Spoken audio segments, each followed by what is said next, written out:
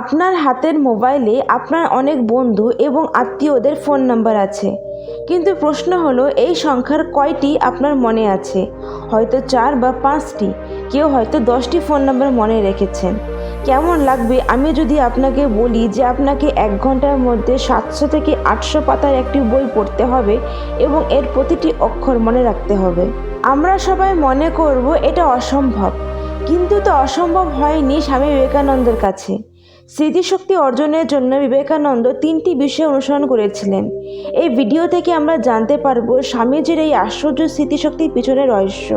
আপনি যদি স্বামী বিবেকানন্দের বলা এই 3টি জিনিস অনুসরণ করেন, তাহলে আপনার স্মৃতিশক্তি অনেক বেড়ে যাবে। আমি আপনাদের স্বামী বিবেকানন্দের জীবনের সাথে সম্পর্কিত 3টি ঘটনা বলবো, যেখান থেকে আপনি অনেক কিছু শিখবেন। তাই প্রথম ঘটনায় আসি।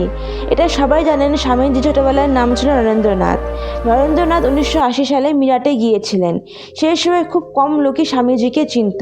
স্বামীজির এক বন্ধু মিরাটে তার সাথে ছিলেন। স্বামীজি শৈশব থেকে বই পড়ার শৌখিন ছিলেন এবং তার বেশিরভাগ সময় বই পড়ার মধ্যে দিয়েই কাটত।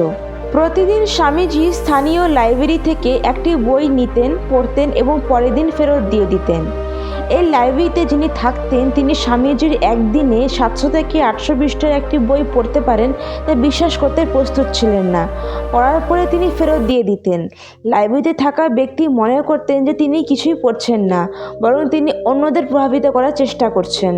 তারপর একদিন লাইব্রেরিতে থাকা ব্যক্তি স্বামীজির বন্ধুর কাছে তার মনের কথা বলেন এবং তিনি স্বামীজিকে এই কথাগুলি বলেন। এই কথাগুলো শুনে স্বামীজি গ্রন্থকারিকের কাছে গেলেন এবং তাকে বিনয়ের সাথে বললেন, মহাশয়, আমি সমস্ত বই মনোযোগ সহকারে পড়েছি। আপনার যদি কোনো সন্দেহ থাকে তবে আপনি আমাকে প্রশ্ন করতে পারেন।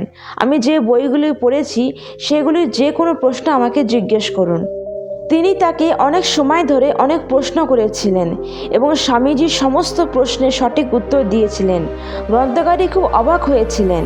একইভাবে শরৎচন্দ্র চক্রবর্তী, যিনি স্বামী বিবেকানন্দের শিষ্য ছিলেন, তিনিও একবার বলেছিলেন যে একবার তাদের মঠে ব্রিটানিকা এনসাইক্লোপিডিয়া অর্ডার করা হয়েছিল। তখন সেখানে 12টি বড় বই এসেছিল। তাই শরৎচন্দ্র স্বামীজিকে বলেছিলেন যে পুরো বিশ্বকোষটি একটি জীবনে পড়া অসম্ভব। শরৎচন্দ্র জানতেন না যে স্বামীজি ইতিমধ্যে 10টি বই পড়া হয়ে গেছে। তিনি 11 নম্বর খণ্ডটি পড়ছেন। স্বামীজি বললেন, আপনি আমাকে 10টির মধ্যে যে কোনো কিছু জিজ্ঞাসা করতে পারেন। যখন শরৎচন্দ্র চক্রবর্তী স্বামীজিকে প্রশ্ন করেছিলেন, তিনি অবাক হয়ে গেলেন। স্বামীজি প্রতিটি প্রশ্নের সঠিক উত্তর দিচ্ছিলেন। শুধু তাই নয়, বইয়ে যে শব্দগুলি লেখা ছিল তিনি হুবহু বলছিলেন। শরৎচন্দ্র বললেন, এটা কিভাবে সম্ভব? মানুষের শক্তিতে এটা সম্ভব না। আশ্চর্যের বিষয়, আপনি কিভাবে এটা করলেন? এতে স্বামীজি বলেন, এটি কঠোর ব্রহ্মচর্যের শক্তিতে সম্ভব হয়েছে। এছাড়া স্বামীজি এই ধরনের স্মৃতিশক্তির জন্য আরও 3টি গোপন কথা বলেছিলেন। রাজা অজিত সিং একবার যখন স্বামীজিকে বই পড়তে দেখেন, স্বামীজি খুব দ্রুত বইয়ের পাতা উল্টাতেন, এমনভাবে শেষ করতেন যেন স্বামীজি বিশেষভাবে বইটি পড়েন। স্বামীজি এটা করতেন।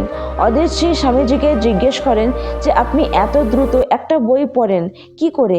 স্বামীজি বলেন যে তিনি ছোটবেলা থেকে বই পড়ে আসছেন এবং যখন যে কোনো শব্দের মুখোমুখি হন তখন সে শব্দের প্রতি পুরোপুরি মনোনিবেশ করেন।